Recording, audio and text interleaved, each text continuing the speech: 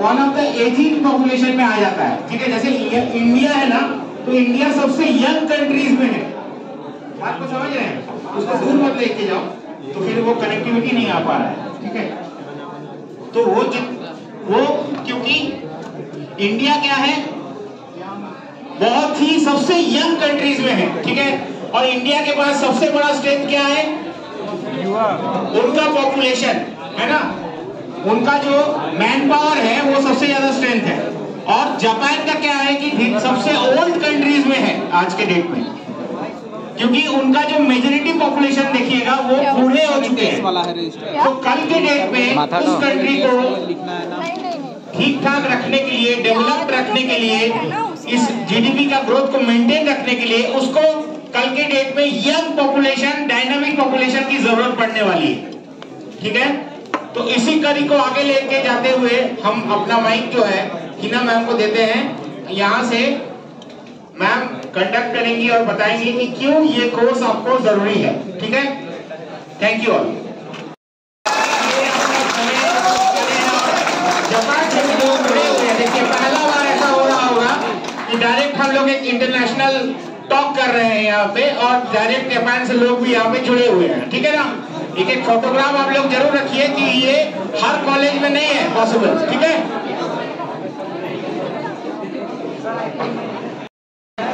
Myself Hina, and we are from Tamai Onitop India Private Limited. We welcome you all in the seminar of Japanese language program. I would like to thank everyone who have participated here for the seminar. Now we are going to start our program.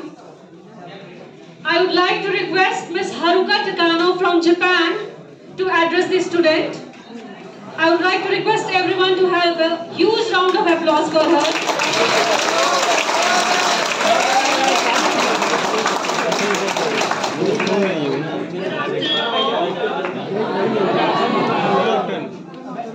Am I audible? Yes. Okay, thank you. मेरा नाम Takano है। मैं Japanese. Is that correct? Yes. My name is Haruka Takano, and I'm from Japan, and I'm working as a general manager in my Onitop India Private Limited. It is such a pleasure to meet you all. So it is mine, and I'd like to extend my gratitude to the university for giving us this opportunity to speak in front today. So my speech is a brief introduction about Japan and why you should learn the Japanese language. Hina-san, could you add the translation, please? Yes. मेरा नाम हरुका तकानो है और मैं Japan से हूँ। मैं general manager हूँ तमाई ओनिटॉप इंडिया प्राइवेट लिमिटेड की। ये मेरे लिए आज प्लेजर की बात है कि मैं ऑनलाइन जुड़ी हूँ। आप सभी को धन्यवाद देती हूँ क्योंकि आज मुझे अवसर मिला है आप सभी के समक्ष भाषण देने का। तकानो sir. Okay. So before this pandemic, before COVID-19, I frequently visited India. And every time I introduce myself that I am from Japan, I receive a lot of compliments about Japan, saying that Japan is an advanced country in terms of technology. And some mentioned about the bullet train, the express train, which was exported to India. कोविड-19 से पहले मैं अक्सर भारत आती थी और हर बार जब मैं अपना परिचय देती थी कि मैं जापान से हूँ तो मुझे जापान के बारे में यह कहते हुए बहुत प्रशंसा मिली कि तकनीक के मामले में जापान एक उन्नत देश है। कुछ ने बुलेट ट्रेन, एक्सप्रेस ट्रेन का जिक्र किया जिसे जापान ने भारत को निर्यात किया है। तकानो-san। So it is true that we are advanced in technology, but going forward, I believe that Japan will not be a leading country anymore. Because unfortunately, the population of Japan is shrinking, and there was shocking news that the number of newborn babies hit 7.7 lakh people last year, whereas the number of newborn babies in India is 2.5 crore. So if you have a chance to come to Japan, you will be surprised to see many older people than the younger people.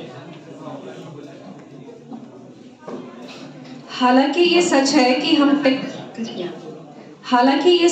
कि हम technology में काफ़ी आगे हैं, लेकिन आगे चलकर मुझे विश्वास है कि जापान अब अग्रणी देश नहीं रहेगा, क्योंकि दुर्भाग्य से जापान की आबादी घटती जा रही है और खबर आई थी कि पिछले साल नवजातों की संख्या 7.7 लाख हो गई, जबकि भारत में नवजातों की संख्या 2.5 करोड़ है। 4 में से 1 की उम्र 65 वर्ष से अधिक है। इसलिए यदि आप जापान आते हैं तो आप युवा लोगों की तुलना में वृद्ध लोगों से अधिक बार मिलेंगे। So that is the situation in Japan, and if we look at India, the scenario is completely different. Like all the Indian people whom I met there are energetic and hardworking, ambitious, and determined to make life better. So as the population of Japan will shrink, we do need support from Indian people in the future. So that's why I'm here encouraging everyone to learn Japanese. इसलिए Japan में यही स्थिति है, और यदि हम भारत को देखें तो परिदृश्य पूरी तरह से अलग है। मैं वहाँ जितने भी भारतीय लोगों से मिली, वे सभी ऊर्जावान, मेहनती, महत्वाकांक्षी, जीवन को बेहतर बनाने के लिए दृढ़ संकल्पी हैं। चूंकि जापान की जनसंख्या कम होगी, हमें भविष्य में भारतीय लोगों के समर्थन की आवश्यकता है, और इसलिए मैं यहाँ हूँ, सभी को जापानी सीखने के लिए प्रोत्साहित कर रही हूँ। So you might be wondering why there is a need of learning Japanese language. That you might be thinking that English itself will be enough. But I will tell you a background. Like in Japan, Japanese language is the official language, and you may be surprised to know this, but people don't speak English that much compared to India. So what this means is that there are many Japanese companies that operate business abroad, but they're doing business in Japanese language only. So the people in their 20s to 40s may speak English, but people aged over 50, like they are less likely to speak English. And here your opportunities come in. If you speak Japanese, it will make it much easier for you to enter Japanese companies, as they tend to prefer Japanese-speaking students over students who only speak English. And so learning Japanese will work greatly for your career path. And one more good point is that unlike English, there aren't many students who have a good command of Japanese, so it will help you to make yourself apart from other students. आप सोच रहे होंगे कि जापानी भाषा सीखने की आवश्यकता क्यों है। मैं आपको एक पृष्ठभूमि बताती हूँ। जापान में जापानी आधिकारिक भाषा है, और आपको यह जानकर आश्चर्य हो सकता है, लेकिन लोग भारत की तुलना में अंग्रेजी नहीं बोलते हैं। इसका मतलब यह है कि हालांकि कई कंपनियां हैं जो विदेशों में कारोबार करती है, वे जापानी भाषा में ही कारोबार कर रही है। हालांकि 20 से 40 के दशक के लोग अंग्रेजी बोल सकते हैं, 50 वर्ष से अधिक आयु के लोगों के अंग्रेजी बोलने की संभावना कम होती है। और यहाँ आपके अवसर आते हैं। यदि आप जापानी बोलते हैं तो आपके लिए जापानी कंपनी में प्रवेश करना बहुत आसान हो जाएगा, क्योंकि वे केवल अंग्रेजी बोलने वाले छात्रों की तुलना में जापानी बोलने वाले छात्रों को पसंद करते हैं। इसलिए जापानी सीखना आपके करियर पाथ के लिए बहुत काम आएगा। अंग्रेजी के विपरीत ऐसे बहुत से छात्र नहीं हैं जिन्हें जापानी भाषा पर अच्छी पकड़ है। इसलिए इससे आपको खुद को अन्य छात्रों से अलग बनाने में मदद मिलेगी। Yeah, so I'd like to conclude my speech with one Hindi phrase which I like, which is "Upset milkar bahut khushi thi." I think if you get the idea that speaking in common language like this in Hindi could make a difference. So I'm saying that to everyone, and I hope to see you in Japanese language. Thank you for listening. Thank you. Thank you, Takano-san. Thank you so much for giving your precious speech. आप सभी को समझ आ गया होगा कि तकानो-सान ने क्या बोला है अभी लास्ट में। उन्होंने कंक्लूड किया है अपने स्पीच को और उन्होंने कहा है आप सभी से मिलके बहुत अच्छा लगा उनको और आप सभी को जापानीज क्लास में देखना चाहते हैं तो वो है जो कि जापानीज लैंग्वेज सिखाती है। तो आज हम यहाँ आप सबके सामने अपने जापानीज लैंग्वेज प्रोग्राम जो कि Japanese language beginner level programme है उसको प्रेजेंट करने आए हैं। ओके, सो आपने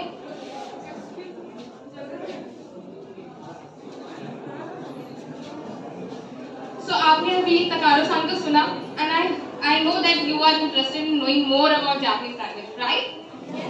Yes. So हम पहले उसके बारे में बात करते हैं। तो मैं आपके साथ अभी 2 गोल शेयर करने वाली हूँ जो कि आप जापानीज लैंग्वेज सीखने के बाद अचीव कर सकते हैं। तो पहले उसके बारे में हम डिस्कस करते हैं। जैसे आप जानते हैं इंडिया में सो आप जानते हैं जापानीज जो जापान है वो अपने एक डेवलप कंट्री है, राइट? एंड वो वर्ल्ड वाइड अपने बिजनेस को स्प्रेड कर रहा है और इंडिया में आज की डेट में more than 1400 Japanese company invested है एंड इन्वेस्ट कर रही है अलग अलग डिफरेंट मीडियम से। So after learning Japanese language आप इन सारी कंपनीज में इजीली जॉब पा सकते हैं। कैसे? पहले हम स्क्रीन पे दिए हुए कुछ कंपनीज के नेम को पढ़ लेते हैं। Sony, Toshiba, Panasonic, Suzuki etcetera, ये सारी ही जापानीज कंपनीज हैं और एक वेल नोन ब्रांड है इंडिया में, राइट? हम सब इनको जानते हैं, बहुत इजीली जानते हैं। तो अगर आप जापानीज लैंग्वेज सीखते हैं तो आपको इन कंपनीज में काम करने का एक अच्छा चांस मिल सकता है जापानीज लैंग्वेज सीखने के बाद। And let's talk about our second goal which is higher education in Japan. तो जैसा कि आप जानते हैं अगर आप इंटरेस्टेड हैं अपनी हायर स्टडीज को लेके तो जापानीज लैंग्वेज सीखने के बाद जापान में भी अपनी हायर स्टडीज को कंटिन्यू कर सकते हैं। आप अपना मास्टर्स कंटिन्यू कर सकते हैं, पीएचडी कर सकते हैं, रिसर्च वर्क कर सकते हैं। एज वेल एज जापान में फॉरेन स्टूडेंट्स के लिए बहुत सारे वोकेशनल कोर्सेज होते हैं। आप उसमें एनरोल करके वहाँ पे एनरोलमेंट कर सकते हैं, अपना एडमिट कर सकते हैं अपने आपको इन जापानीज यूनिवर्सिटीज एंड तुरंत उसके बाद ही आपको जापान में वहीं से जॉब मिल जाती है। तो आपका एजुकेशन और जॉब दोनों जापान में हो जाएगा अगर आप इस ऑप्शन को चूज करते हैं तो ये तो हमारे कुछ गोल्स थे जो हम अचीव कर सकते हैं आफ्टर लर्निंग जापानीज लैंग्वेज। अब बेनिफिट्स देख लेते हैं कि जापानीज लैंग्वेज सीखने के बाद हमें क्या बेनिफिट मिलेंगे। सबसे मोस्ट इम्पॉर्टेंट बेनिफिट है कि बेटर करियर अपॉर्चुनिटी मिलेगी हमें, क्योंकि आप जापानीज लैंग्वेज सीख रहे हैं तो आप आप कैपेबल बन जाते हो किसी भी जापानीज एमएनसी में इंडिया और जापान में काम करने के। और खासकर आप उनकी लैंग्वेज सीख रहे हो तो आप उनके लिए हमेशा फर्स्ट प्रेफरेंस रहते हो किसी भी पोजीशन में जिसके लिए आप अप्लाई कर रहे हो। नेक्स्ट है, आप तकानो-सान से तो मिल ही चुके हैं। जस्ट लाइक तकानो-सान, सारे जापानीज अपने काम को लेकर प्रोफेशनल और डेडिकेटेड होते हैं। तो जब आप जापानीज लैंग्वेज सीख रहे होंगे तभी आप जापानीज लैंग्वेज के जापानीज बिजनेस कल्चर को भी जानेंगे और उसे सीखेंगे, जो कि आपके अंदर प्रोफेशनलिज्म बिल्डअप करेगा, तो आपके काम में वो बेहतरी लेगा। सेकेंड है, जैसे कि आप जान चुके हैं कि इंडिया में जापानीज कंपनीज तो बहुत है पर जिनको जापानीज लैंग्वेज आती है वो बहुत कम है। तो आपको एक गुड पोजीशन मिल सकती है, एक बेटर पोजीशन मिल सकती है, वो भी लो कंपटीशन के साथ। साथ ही अगर आप जापानीज लैंग्वेज सीख रहे हैं तो वो आपके कॉन्फिडेंस में बिल्डअप करेगा और आप क्राउड से स्टैंड आउट करोगे। साथ ही जापानीज लैंग्वेज अगर आप जान रहे हो तो आपको पता है कि जापान उसकी टेक्नोलॉजी के लिए ही जाना जाता है, तो आपके पास एक एक्सेस होता है जापान की एडवांस टेक्नोलॉजी को पाने का, उसके बारे में और जानने का। साथ ही लैंग्वेज ये स्किल है जापानीज लैंग्वेज, तो आप अपने एकेडमिक एबिलिटीज में इम्प्रूवमेंट ला रहे हो एक स्किल ऐड करके, और वो आपको आपके फ्यूचर में हेल्प करने वाला है। कैसे? इन योर इंटरव्यूज, एंड वो अपने आपके सीवी को इनहेंस भी करेगा। सो ये आपके बेनिफिट्स आप पाएंगे आफ्टर लर्निंग जापानीज लैंग्वेज। सो ये कुछ बेनिफिट्स थे, ये आपको जापानीज कंपनी में काम करने में बहुत हेल्प करेंगे, साथ में आपके जो वर्क का जो पाथ है वो स्मूथ करेंगे। सो अभी तक हमने जापानीज लैंग्वेज के गोल एंड बेनिफिट्स जान लिए हैं। अब मैं रवि सर को बुलाऊंगी और वो आपके साथ इंडिया में जापानीज लैंग्वेज फील्ड के अंदर और कितनी करियर अपॉर्चुनिटी है उसके बारे में आपके साथ कुछ एग्जाम्पल शेयर करेंगे। Okay, thank you. Thank you ma'am. So अभी तक आप जान चुके हैं कि बेनिफिट्स ऑफ जापानीज लैंग्वेज और क्यों पढ़ना चाहिए जापानीज लैंग्वेज। अब मैं कुछ शेयर करूंगा आपको कैरियर अपॉर्चुनिटी ये बस यहाँ पर जो भी स्लाइड में है वो कुछ है, और भी बहुत सारे फील्ड हैं जहाँ पे आप जॉब कर सकते हैं। आप जिस भी फील्ड की स्टडी कर रहे हैं उस फील्ड की जॉब आप ढूंढ सकते हैं। मैं कुछ शेयर कर देता हूँ एग्जाम्पल। जो सबसे बड़ा कैरियर अपॉर्चुनिटी है वो है इंटरप्रेटर और ट्रांसलेटर। इस फील्ड में बहुत सारे लोग जॉब कर रहे हैं इंडिया में और जापान के अंदर भी। डिफरेंट कंट्रीज़ के इंटरप्रेटर होते हैं। अभी मैं आपको जापानीज़ इंटरप्रेटर के बारे में बताना चाहता हूँ। यहाँ देखिए, जो यहाँ पर जो फोटो में है वो honourable prime minister mister Narendra Modi और जापान के प्राइम मिनिस्टर शिंजो आबे। इन दोनों को अब एक दूसरे की लैंग्वेज नहीं मालूम है, तो जो बैक साइड में है ये इंटरप्रेटर हैं। ये बहुत फेमस इंटरप्रेटर हैं जापान के जापानीज लैंग्वेज के, जो उनको हेल्प कर रहे हैं एक दूसरे के जो लैंग्वेज है, जैसे कि इंग्लिश या फिर हिंदी में उनको समझा रहे होंगे, या फिर जो जापानीज़ हैं उनको जापानीज़ में बता रहे हैं कि वो क्या बोला उन्होंने। तो ये बहुत ही ह्यूज फील्ड है जहाँ पे आप अपनी कैरियर को देख सकते हैं। सेकेंड है टीचिंग का, जापानीज़ टीचिंग। जापानीज़ टीचिंग को कैसे आप कर सकते हैं, जैसे कि जापान का बिजनेस, बहुत सारा बिजनेस इंडिया में आ रहा है। तो जैसे अभी आप लोग सीखेंगे अभी जापानीज़ लैंग्वेज, फिर जब आप लोग सीख लेंगे, जब कुछ एक लेवल है, सर्टेन लेवल है, जब आप वो लेवल क्लियर कर लेंगे तो आप एज ए टीचर भी आप जॉब कर सकते हैं। नेक्स्ट ऑप्शन है एविएशन का। एविएशन के क्षेत्र में भी बहुत सारे जॉब्स हैं जो इंडिया में है। इंडियन एविएशन डिपार्टमेंट बहुत ह्यूज है, बहुत अच्छा काम कर रहा है, और जापान का भी सेम ऐसा ही है। तो इस फील्ड में भी आप काम कर सकते हैं। सेकेंड है, जिनको गवर्नमेंट जॉब में जाना है, गवर्नमेंट जॉब के लिए भी वैकेंसीज में ये लिखा होता है कि थर्ड लैंग्वेज आप वहाँ डालिए, तो वहाँ जापानीज लैंग्वेज आप डाल सकते हैं, प्रेफरेंस मिलेगा उसमें। और एम्बेसीज के लिए जॉब कर सकते हैं आप, जो इंडिया में एम्बेसी है जापान का, वहाँ जॉब कर सकते हैं। और जो जापानीज एम्बेसी, जो इंडिया की एम्बेसी है जापान के अंदर, वहाँ भी जॉब आपको मिल जाती है ये लैंग्वेज कोर्स करने के बाद। और नेक्स्ट है हॉस्पिटैलिटी। ये टूरिज्म से रिगार्डिंग है, टूरिज्म हॉस्पिटल के रिगार्डिंग। बहुत सारे जापानीज इंडिया आते हैं इलाज करने के लिए, तो वहाँ पर बहुत हेल्पफुल है ये लैंग्वेज। आप जानते होंगे तो आप इजीली वहाँ पर आपको अपॉर्चुनिटी मिल जाएगी जॉब करने की। नेक्स्ट है आईटी का। आईटी के क्षेत्र में भी अगर आप जाना चाहते हैं तो you can easily go over there. Next है एक्सपोर्ट इंपोर्ट जैसे बिजनेस बहुत तेज़ी से बढ़ रहा है इंडिया का, जापान का, हर कहीं का, तो यहाँ पे भी आपको हेल्प मिल जाएगा, जॉब आपको यहाँ पर मिल जाती है। नेक्स्ट है ऑटोमोबाइल सेक्टर। अच्छा, अभी तक हम लोग देख लिए जापान के बारे में, जापानीज से भी हमारा इंट्रोडक्शन हो गया। आइए हम लोग कुछ वर्ड सीखें और कुछ सेंटेंस बेसिक। ओके, तो किसी को कुछ जापानीज वर्ड के बारे में आइडिया है? Japanese any word or fish or anything? Yes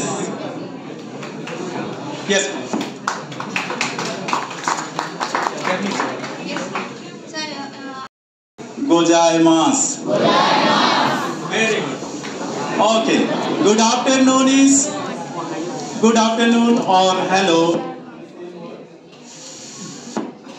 कोन्निचिवा।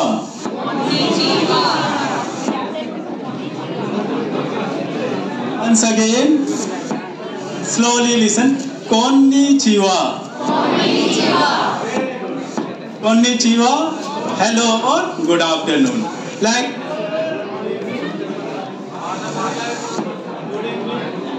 good evening. Konbanwa.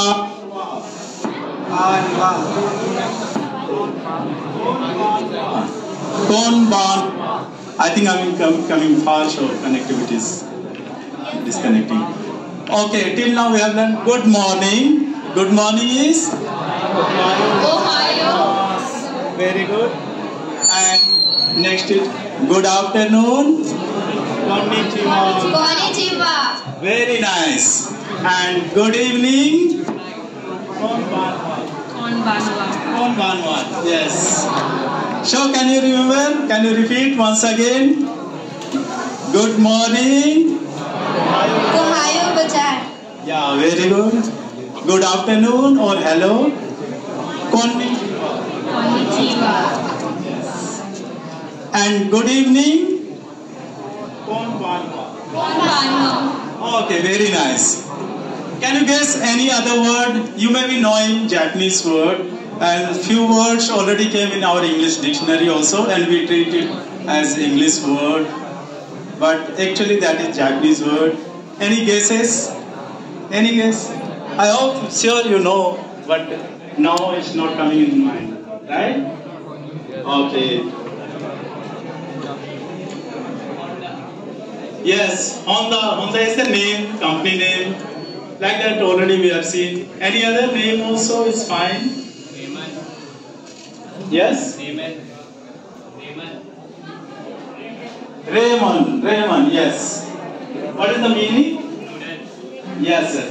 That is actually ramen. It's very good. Ramen is noodles. Already you know, right? Have you heard karate? Yeah, actually it's karate. It's not karate, but in English we pronounce it as karate. Kara is actually empty and te means hand. So with empty hand, fighting with empty hand. Like judo karate. Actually it is not judo, this is judo and karate. Judo karate. In Japanese, once you learn Japanese, then you will know what's the actual pronunciation. So actually I want to ask, where did you learn this introduction? Are you studying? Yes, sir. I'm interested in languages, so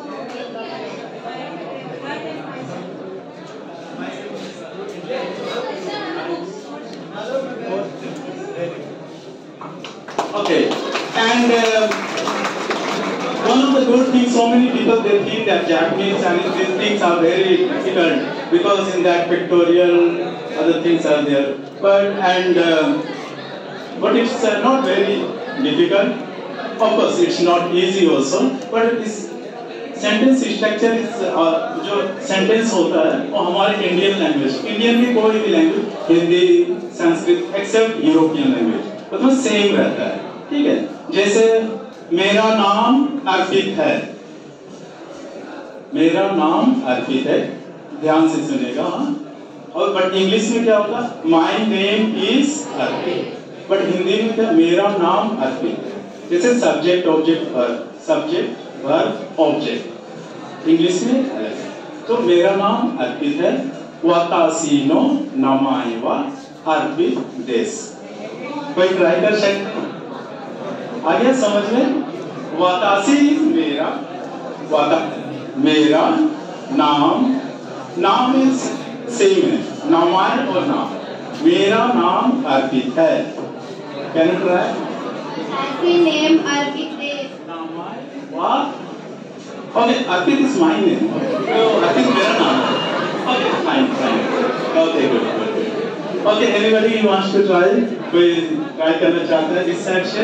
मेरा अर्पित है, वातासी no नामाय वा अर्पित देश, ठीक है? इस side से कोई try करना चाहेंगे?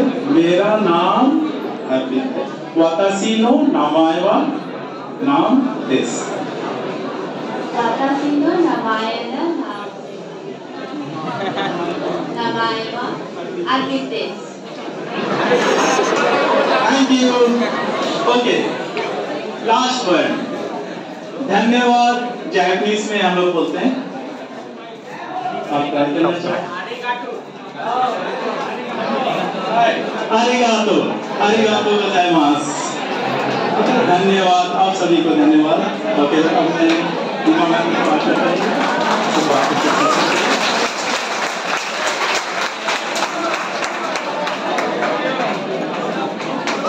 Thank you Arpit sir. तो जैसे कि रवि सर ने आपको बताया है कि Japanese language program Ranchi university में स्टार्ट होने वाला है और ये कोर्स जो है वो 6 मंथ की होगी. Basic course JLPT L5, mass communication ground floor Morabadi campus Ranchi university में, वहां पे जाके आप संपर्क कर सकते हैं एडमिशन की प्रक्रिया के लिए. अगर आपके कुछ भी प्रश्न हैं इस कोर्स को लेके तो आप अभी पूछ सकते हैं. किसी के कोई प्रश्न है? मैम, सबसे पहले तो ये प्रश्न आता है कि इसको कोर्स को करने के लिए कितना पैसा लगेगा. दूसरा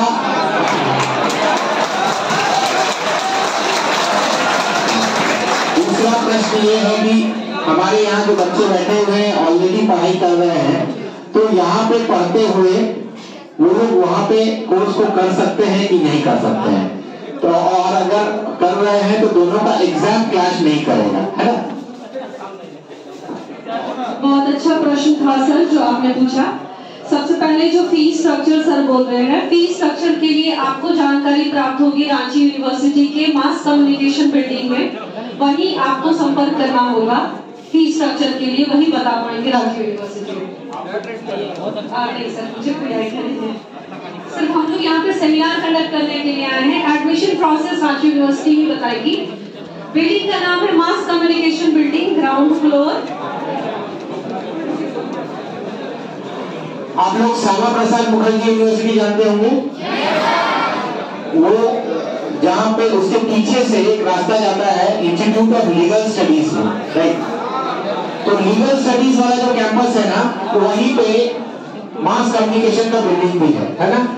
और हम कोशिश करेंगे वहां से इंफॉर्मेशन मिल जाए हम लोग को, तो फिर हम लोग आपके साथ उसको सर्कुलेट कर देंगे, ठीक है? मैम कोर्स को यहाँ रहते हुए वो लोग कर सकते हैं कि नहीं, ये बता दीजिए। बिल्कुल, आप यहाँ पे कोर्स करते हुए सर्टिफिकेट वाला कोर्सेज भी कर सकते हैं पैरेलली, उसके लिए कोई दिक्कत नहीं होगा। हालांकि क्लास टाइमिंग के लिए आप सीधे वही कैंपस पे पूछ सकते हैं क्लास टाइमिंग के लिए, तो ऐसी कोई दिक्कत नहीं आएगी। और किसी को कोई प्रश्न है तो पूछ सकता है। आप लोग में से किसी को कोई प्रश्न हो तो आप लोग पूछ लें। कैसा था सेमिनार? सबको अच्छा लगा? आप लोग को शायद एक फॉर्म मिलेगा अभी, अब हम लोग लास्ट पड़ाव पे हैं। फॉर्म सबको शायद भरना होगा, वो बस एक फॉर्म के बारे में मैडम बताएंगे। और लास्ट में हम धन्यवाद ज्ञापन कर देते हैं हीना मैम का, रवि सर का,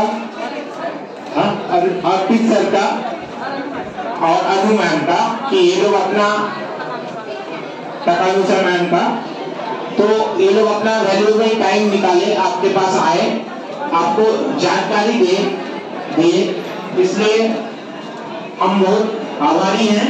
और एक बहुत जोरदार ताली भी हो जाए कि आपको एक इंटरनेशनल स्पीकर से और सुनने का मौका मिला।